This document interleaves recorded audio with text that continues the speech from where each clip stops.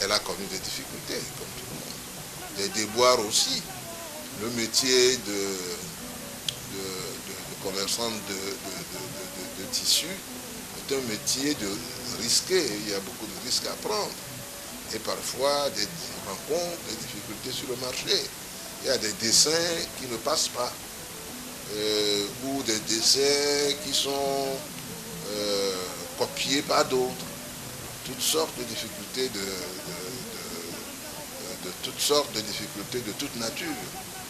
Mais ma tante a toujours su élever le débat et trouver des solutions aux difficultés. Une force de caractère qu'elle tient peut-être davantage de son tempérament de conquérante. Toujours intrépide, elle sait tenir la dragée haute aux hommes. Elle sait se défendre contre tout agresseur. Elle n'avait pas froid aux yeux. Ma tante n'était pas seulement quelqu'un qui travaillait beaucoup, mais elle avait une personnalité très forte. Et elle n'avait pas froid aux yeux. Elle raisonnait sainement et elle allait toujours de l'avant.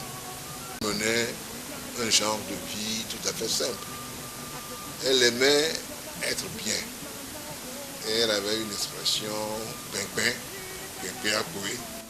Lorsque j'étais secrétaire général du ministère des Finances et de l'économie, je m'étais rendu compte que nos commerçantes, notamment les femmes du marché et quelques entreprises moyennes appartenant à des Togolais qui avaient pignon sur rue, avaient des difficultés pour accéder au crédit et développer leurs affaires. Ma tante Manavi faisait partie de ces gens-là.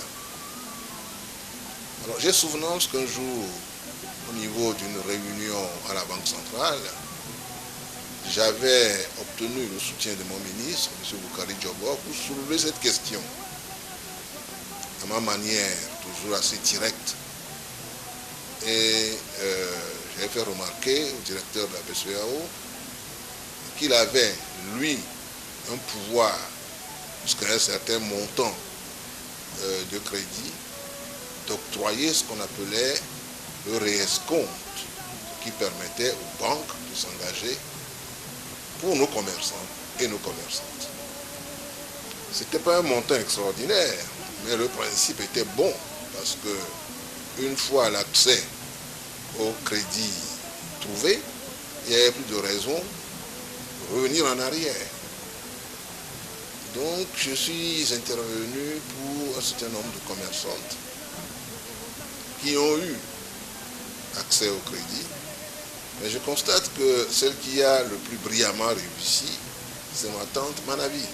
Elle est celle qui a le mieux réussi lorsque nous avons fait cette opération, parce qu'elle n'était pas la seule à avoir bénéficié de cette affaire.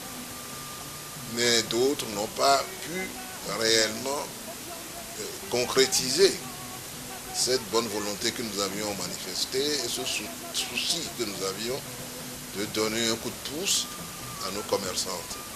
Elle nous a fait énormément plaisir parce qu'elle a démontré brillamment que les Africaines pouvaient, lorsque elles étaient bien éclairées, les différentes conditions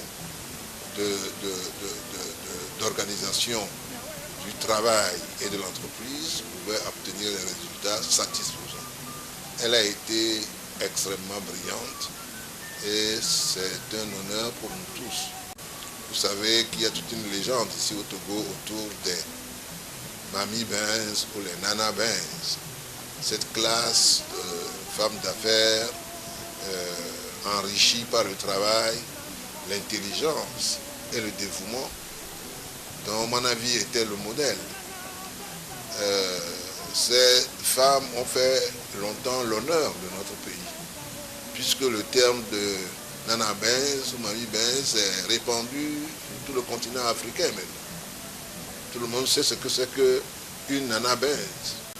Personne ne sera étonné si elle est la première à commander une Mercedes-Benz. Je crois que la TTG est toujours là et qu'on peut vérifier cette assertion. Mais ce qui était quand même aussi remarquable, c'est que toutes ces femmes avait un sens patriotique très élevé. Lorsque Eyadema parvint au pouvoir, le Togo n'était pas était totalement démuni en un certain nombre de choses, notamment pour loger des personnalités importantes, des chefs d'État, pour les véhiculer et pour leur assurer un séjour agréable à Lomé. On a vu les Nana Benz se défausser de leur Mercedes-Benz pour l'État togolais, et permettant ainsi à l'État togolais de recevoir dignement ses hôtes.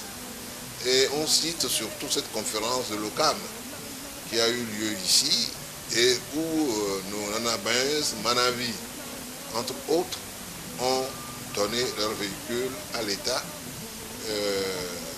pour que l'État puisse recevoir comme il faut les chefs d'État étrangers ou les personnalités étrangères.